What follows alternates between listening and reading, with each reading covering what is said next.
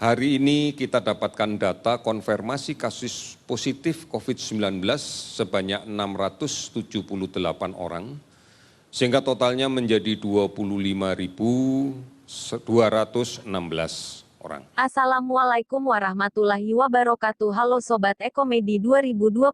Di video kali ini saya akan membahas tentang mulainya the new normal tergantung data penularan COVID-19. Subscribe dulu bagi yang belum subscribe. Jakarta. Gugus Tugas Percepatan Penanganan COVID-19 di tingkat pusat dan daerah tengah melakukan kajian data epidemiologi di bidang kesehatan untuk melihat sejauh mana penyebaran COVID-19 bisa dikendalikan di Indonesia. Juru bicara pemerintah RI untuk COVID-19 Ahmad Yuryanto mengatakan hasil dari kajian epidemiologi yang didapatkan, pemerintah bisa menentukan kebijakan untuk kembali produktif. Kalau bisa mendapatkan data epidemiologi maka kebijakan terkait bagaimana kita produktif bisa ditentukan.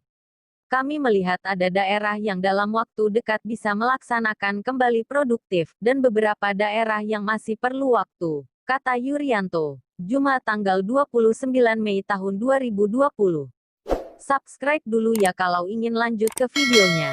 Menurut Yuryanto, Indonesia harus hidup normal dan produktif kembali dengan tetap menjalankan protokol kesehatan.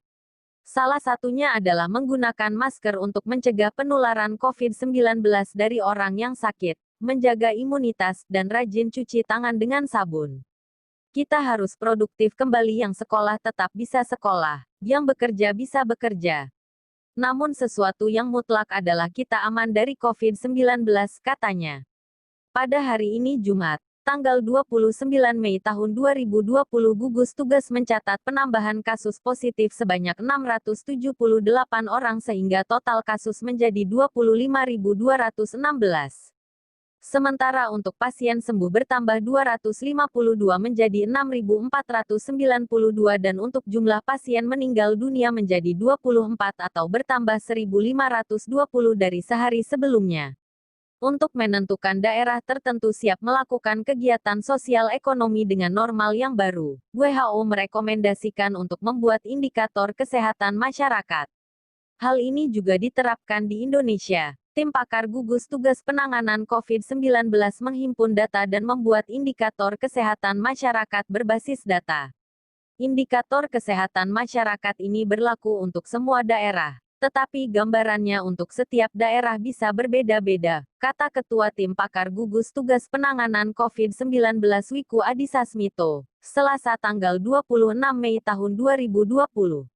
Indikator kesehatan ini menurutnya bukan hanya sebagai dasar mencabut pembatasan sosial berskala besar, PSBB, di daerah tertentu.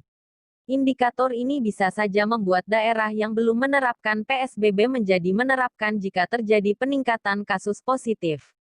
Wiku menegaskan ada 3 aspek yang dinilai pada indikator kesehatan masyarakat, yakni gambaran epidemiologi, surveillance kesehatan masyarakat, dan pelayanan kesehatan.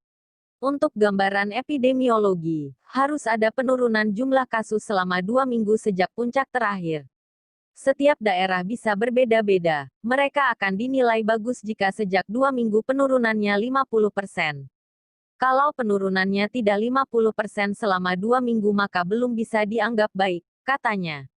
Bukan hanya penurunan kasus positif, melainkan juga orang dalam pemantauan dan pasien dalam pengawasan harus turun lebih besar atau sama dengan 50% dalam kurun 2 minggu sejak puncak terakhir. Harus konsisten penurunannya, dan harus dilihat prestasi selama 2 minggu. Tidak bisa per hari, karena nanti naik turun. Selain itu, jumlah yang meninggal dari kasus positif harus turun. Tidak ada target tapi harus turun, ujarnya. Terima kasih yang sudah menonton video ini. Wassalamualaikum warahmatullahi wabarakatuh.